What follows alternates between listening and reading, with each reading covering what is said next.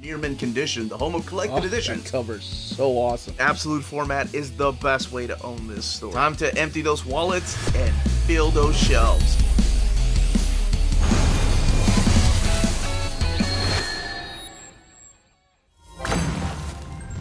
How's it going, all you minties? Uncanny Omar here from Near Mint Condition, the home of collected editions. And join me today for your advanced look at the Scott Pilgrim 20th Anniversary hardcover box sets. We have the color edition and the black and white edition from Oni Press. So let's go ahead and get started.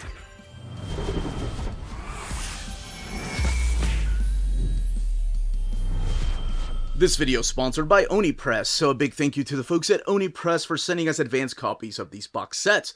Both of these box sets are due out on the same date, and that is August 27th of 2024. So what we are looking at are the new box sets, 20th anniversary, which is just crazy to think about, 20 years of Scott Pilgrim. So there are two ways to get it. You can get the color version over here, and both of them have this like PS2, PSP design, or you can get the black and white version. And both of them are labeled. You can see black and white edition right here, and also over here in the front. And let's actually spin it around a little bit so we can take a look at the outer box. And then the back of the box right here. The ISBN up there and over here with the black and white edition up at the top. And then the back of the box here. Again, having that very like PS2 console type of box design to it. And Scott Pilgrim 20 right there. Celebrating 20 years of Scott Pilgrim, 2004 to 2024. And I'm sure you can see, but just in case, the design of the top of the box right here, and underneath the box. Scott Pilgrim, 20th Anniversary, Oni Press up there, and over here. Scott Pilgrim, 20th Anniversary, Oni Press. So you can definitely tell that the black and white box design is a little bit different, of course. And both of these box sets come open the very same way, from the top, like so. Now, I wanted to compare it really quick to another box set they remind me of, and that is this Akira box set from Kodansha. So it opens from the top as well. And let's actually focus back on these, but I do want to stand them up so we can see the difference in the designs of the actual books themselves. Almost looks like a locker this way. So the color versions come like this. They are hardcover. There is no ISBN on any of these, so I assume the only way to get this version of the hardcovers is through this box set. I don't know, maybe later on they can release them. And this is the black and white design. The black and white design, of course, looking like this. And the color design looking like this. It's almost like the colors are inverted. At least for volume 1. Then, of course, the characters in the background, like Ramona. Actually, that's a different picture of Ramona, I just realized. Well, at least her eyes and her hands. But you do have a monochrome finish to her. And then, of course, the villain back there. The very first villain that Scott Pilgrim fights. And Scott's all in color here. He's a little bit bigger over here in the black and white version. Now, one thing I noticed, and that's mainly due to the paper stock, is that the black and white versions, the books themselves, are just a little bit thicker. Just a little thicker than your color versions.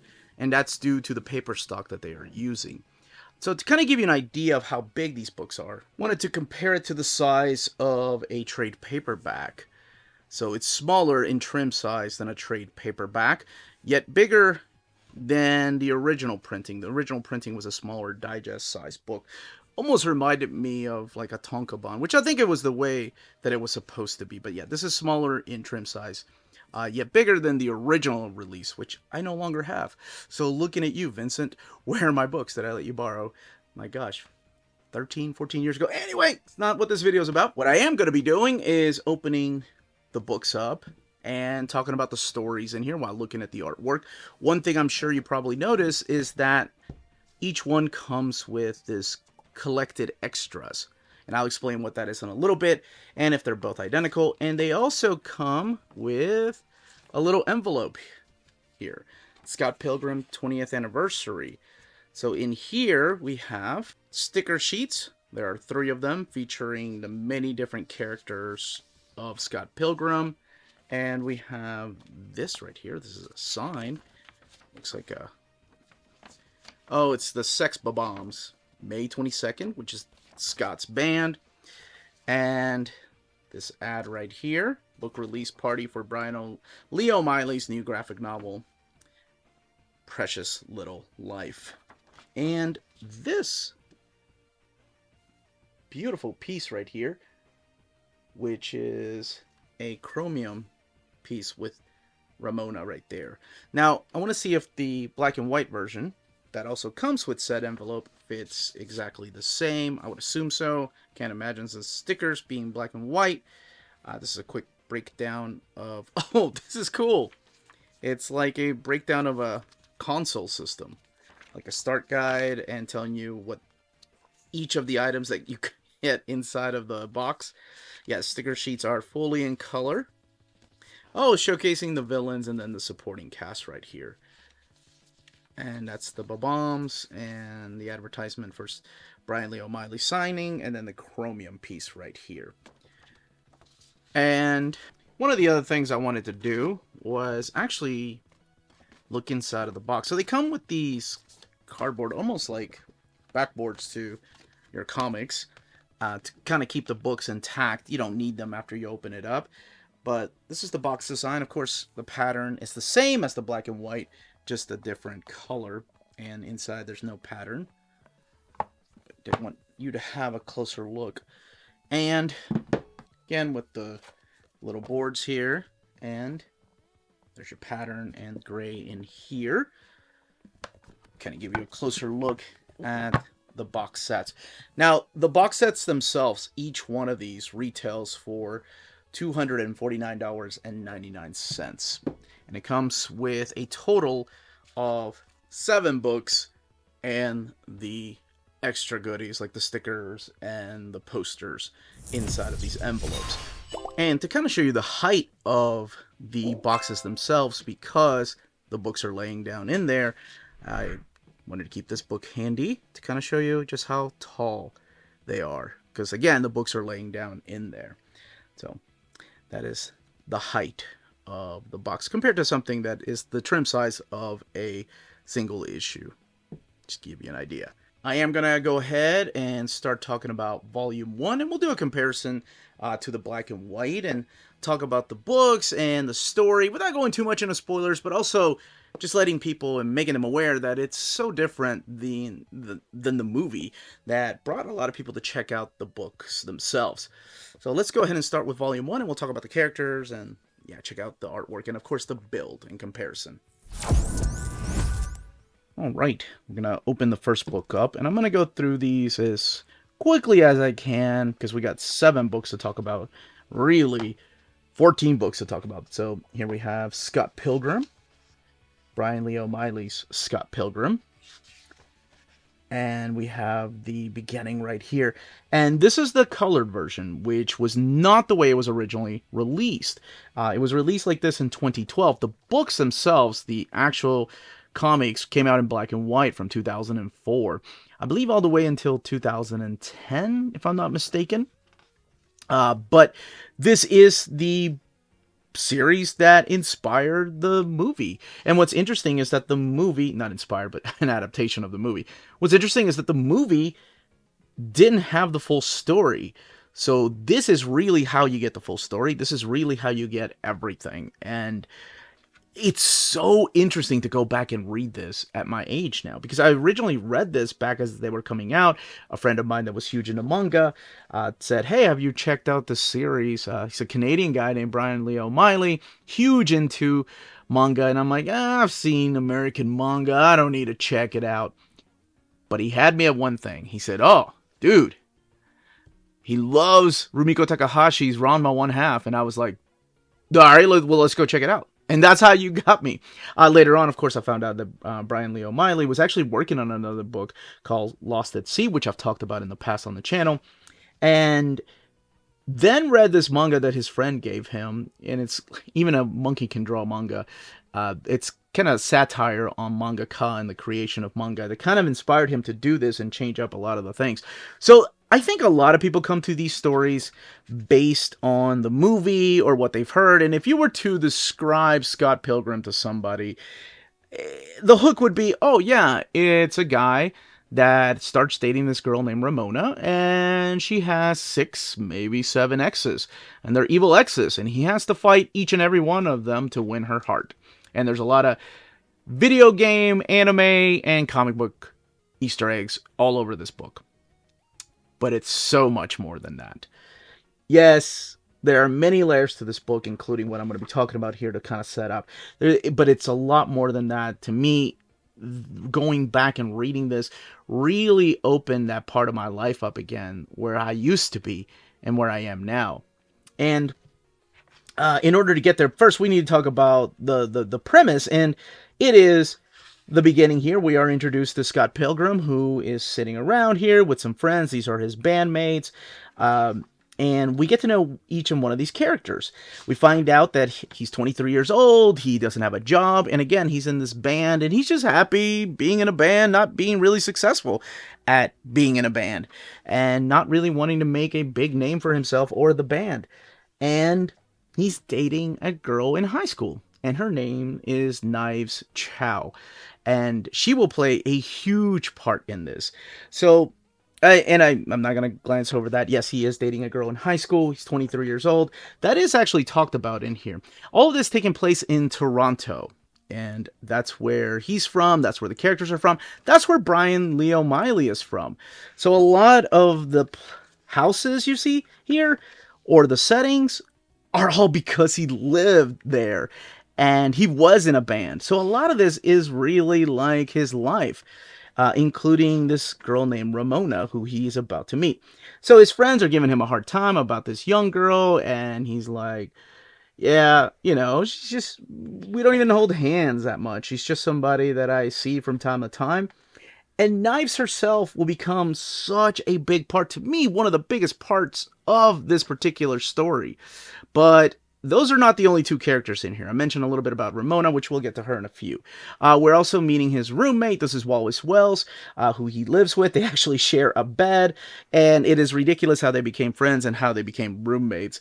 And again, all these characters are in their early 20s, with the exception of Knives, who will grow progressively through this series too. So his friends in the band are named Steven. There's Steven Stills. This is such an important scene that comes to play later on. And there's also Kim Pine. And as you get to read the series, as you're going through here, you find out that there's all these connections between these characters.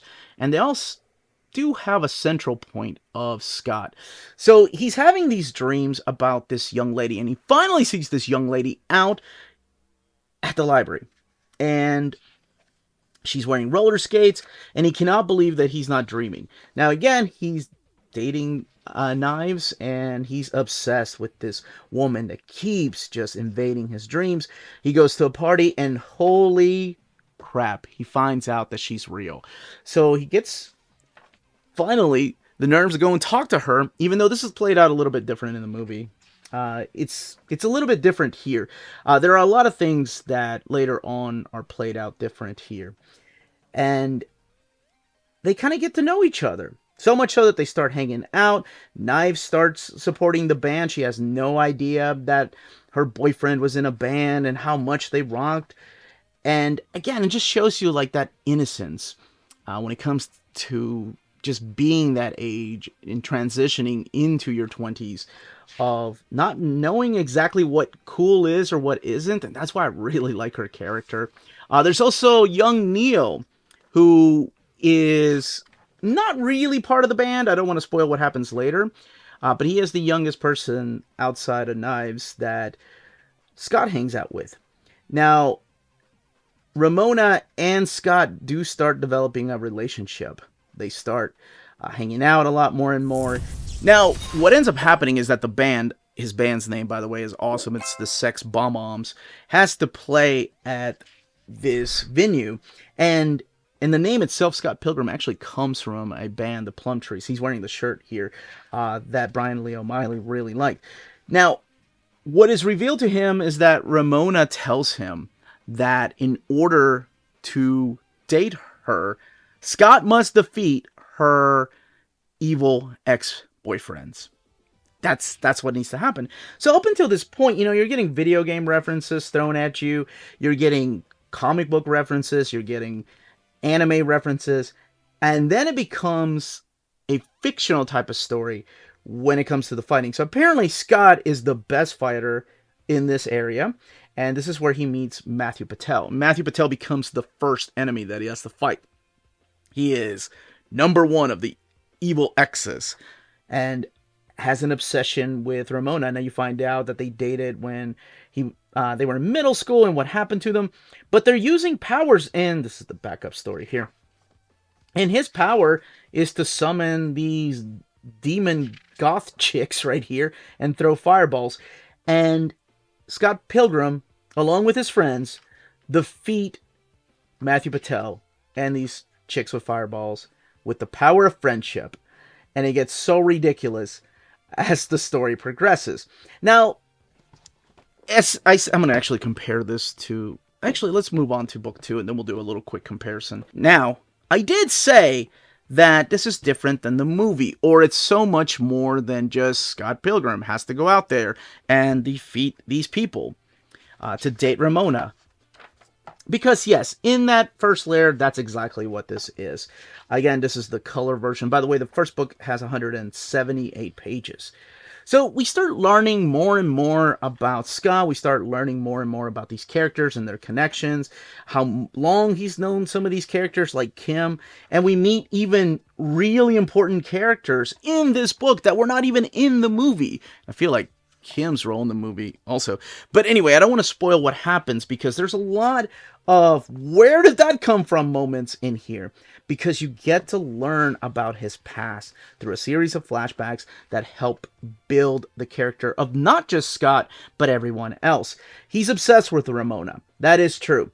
He ends up breaking up with Knives, not because he wants to, but because his friends are like, dude, you gotta break up with Knives.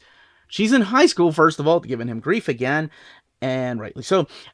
And you're now dating this other girl who has exes. This is her second ex right here. This guy becomes the second person that he has to defeat, and that is Lucas Lee. And how he defeats him is really unique. But if you've seen the movie, you kind of get the idea of where this is going to go. And Knives gets so jealous of Ramona after she finds out that they're dating that she changes her hair. She goes and attacks her. And Ramona has to defend herself, choosing her weapon of choice there. Let's look at a black and white one, for example, right? Oh, this envy right here. So this is what the black and white one looks like. This is the way that it was originally released. And I mentioned the paper stock looking a little bit different, which I'll do a quick comparison here in a few. I wanted to talk about the third volume. So this is where we meet Envy, and this is the cover right here to the color version in the black and white. Envy, it's not even her real name, is a successful pop star. She invites Scott because they have a past together. They used to be in a band together, and they used to date. And she is the ex-girlfriend that comes back into town, and she's dating someone new. She's dating someone that is just like Scott, playing the bass, but talented. And that dude's name is Todd. Now, I promise I'm not going to reveal all of the baddies in case you haven't seen the movie and have been wanting to check this out. And now Todd is in town with Envy, and it opens up all these memories of Scott. And the beauty of this story is that you're seeing things in the first 3 volumes through Scott's perspective. How these people broke his heart, how he's been wronged, how he's after this woman that is the woman of his dreams, literally of his dreams, and he doesn't know what to do about it. Like, he doesn't know how to control his emotions. And that, to me, is one of the most powerful moments and messages when it comes to Scott Pilgrim.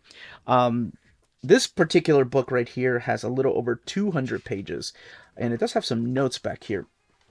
The first book, or the second book, also has a little bit over 200 pages. Let's look at volume 4 over here. And I'm not going to spoil who these characters are. I'm just going to talk about the actual story, without going too much into details, of course, the more and more it goes on, it is revealed that Scott's problem in the past is that he's very selfish. As you're opening this up, as you're reading this for the first time, by the way, even the color version, even the black and white version has these original color pages. And then it cuts into the black and white. Just like this color version has the opening pages in the summer, which is where you belong. And yes, that is a take on Sonic, and there's a lot of Easter eggs through here. It's wonderful if you're a fan of video games and anime and Western comics and manga. So the more you find out about Scott, at first he's such an unlikable character. You actually start developing connections with the supporting cast more. I actually enjoyed the character of Kim and Knives a lot more than I did Scott. I thought Scott was a jerk, and he's manipulative, he's a user, and he's just bouncing around, not knowing what to do with his life. He's a loser. And the more you read about this, it's not that he's a jerk or that he's a loser. He's just not aware of the harm he has done. I don't want to go into too much detail as to what ends up happening, the revelations, but the things that you saw in especially the first couple of volumes where it's, oh, she broke my heart, oh, she left me, I've been wronged. You get to see the perspective of other people and how he's wronged them and how he didn't see it. And you as the reader, seeing it for the first time, are taken back going, well, that is different. Like the character that you were supposed to hate, not because they had a redemption arc, but just because they're coming into it from their perspective, it's the character that you end up loving. And that's what makes this series so amazing. That it's about not just the loneliness and insecurity that it shows in the movie, and I think they did a great job, but there are things that are missing from the movie.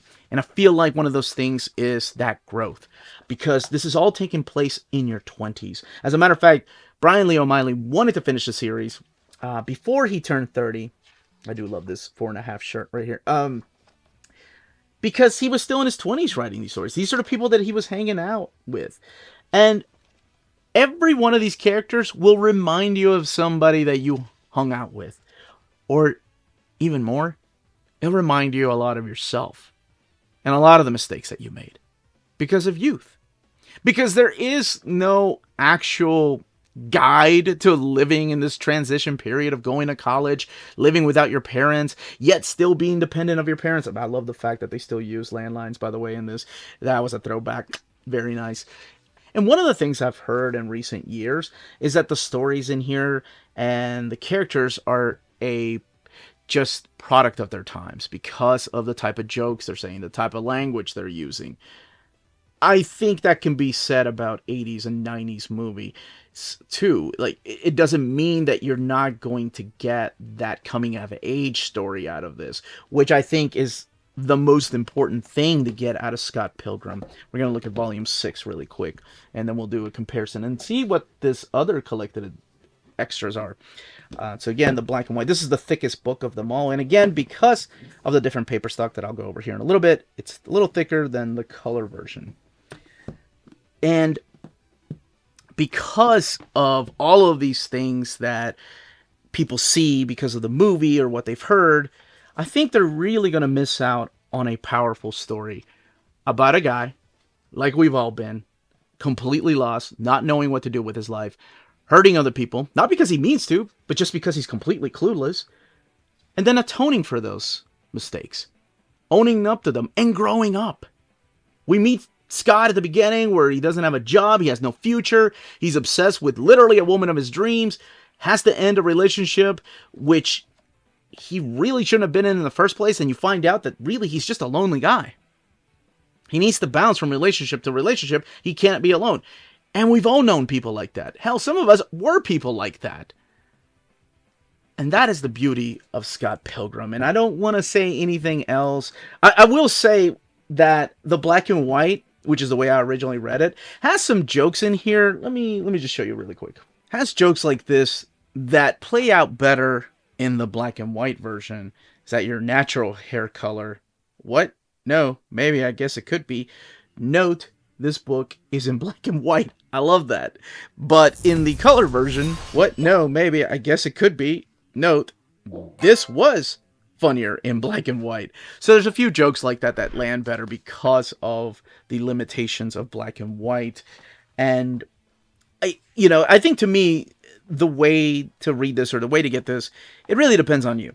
To a lot of people, they read it originally in black and white, so this means more to them.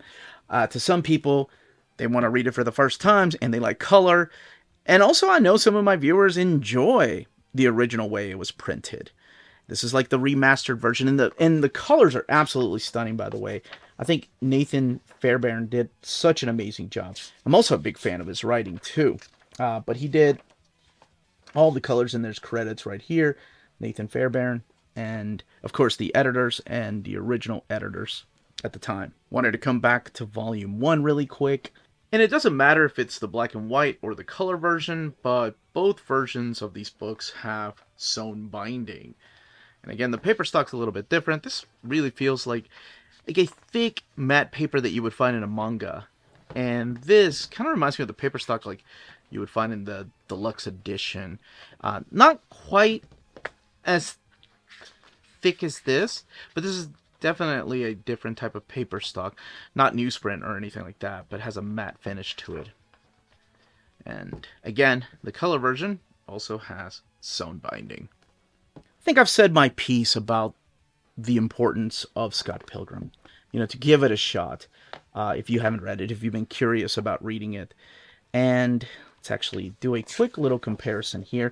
I mentioned that the black and white is printed in this different paper stock. It does feel like a matte paper stock, whereas this one here on the right-hand side feels like almost like satin. It's got a flat finish to it, so like a thicker matte paper. But over here, definitely has that paper stock that manga has, for example. So you do have just a little bit of bleed through, whereas over here it's really hard to see the bleed through because of the colors. But this is the difference right here. The colors are the new colors that were added in 2012. And the series does go on further than the movie. And you will see, redemption for some of these characters and growth. Like I said, Knives becomes one of my favorite characters, even though she was just like this little supporting character at the beginning. And there was a character I didn't even talk about that is not featured in the movie that becomes one of the most important characters of the book series. And I'm just want people to find out for themselves. I don't want to spoil it, but yes, sometimes you get a little bit of the art that is lost over here because the colors just take so much precedence. But at least in the colors, you get to see just the changes in Ramona herself, like her hair, her physical changes that are happening because they do date for a while. Now, really quick, wanted to look at this. This is the collected extra. So one thing you probably noticed as I was flipping through the books just end. There are no extras in each of the books. There's just a bio. And the bio is just for Bryan Lee O'Malley if it's the black and white version. But it's Bryan Lee O'Malley and Nathan Fairbairn if it's the color version. So what I wanted to do, again, color, and come back over here to look at this. The extras are exactly the same. They're printed the exact same way. The colors, the black and whites, and what these are quick little breakdowns of each of the books. So each of the books, of course, had titles. Precious Little Life was Volume 1, Versus the World, Volume 2, The Infinite Sadness, Volume 3, Get It Together, Volume 4, Versus the Universe, Volume 5, and The Finest Hour, Volume 6. So it talks about just pretty much how it all got started. And identical. There's no difference in these. So I'm glad that if you had the black and white version, you were going to get stuck with the black and white extras. But no, these are all in color, the sketches. And then, of course, the actual development of the characters. I would suggest reading the books first instead of looking at this, because by the time you get to the fourth book and the sketches, there are some things that are going to be spoiled for you. This is the original pitch, and again, taking place in Toronto, so you do get some landmarks there, including a lot that he took photos of for references and to use in the book. You get the covers right here to the trade paperbacks. You get the extra comics. You get the uncensored, uncut pages because some of them were deleted, so you do get some deleted scenes. You get the concept art. And again, covers, because they were limited edition, like villain color covers too. And extra comics. Oh, this is the Little Kim, not Little Kim, the rapper, but the Kim Pine little short story. It's adorable, and she, I think, out of all the characters, is my favorite character because of her role to play. So yes, this is all about growing up. It's about being in your 20s, not knowing what to do with the rest of your life. And as I mentioned, there's not a guidebook to living in your 20s and that transition out of high school into college. But there are wonderful pieces of literature and pop culture out there. That's 5. That will remind you that you're not alone. That everybody goes through this. And to surround yourself with wonderful people that will help the journey and make it so much smoother. And that to me is what Scott Pilgrim is. I don't know what it means to everybody else, but that's what it was to me. And it's so crazy reading it at the age of 46 compared to when it was coming out and I was in my 20s.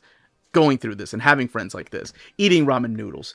And honestly, going through here and looking at them, just talking about nothing. There's some scenes in here where they talk about nothing. Damn, do I miss those days. That, as they say, is that. If you're interested in purchasing these books, I will leave a link in the description of the video to the Oni Press website. You can check them out there. And that was the content, the page count, and build of these box sets. Let me know in the comments down below if you plan on picking these up, if you plan on picking up the color one, the black and white, which one is more nostalgic for you. If you've never read Scott Pilgrim because it's been out of print or you just weren't able to get 1 or 2 of the volumes and this is your chance to get them all because you've heard such high praise or you watched the movie. Anyway, leave all those comments down below. And also, if you have any questions, leave them down below. Don't forget to smash that like button. Everyone, stay healthy and safe out there. Much love.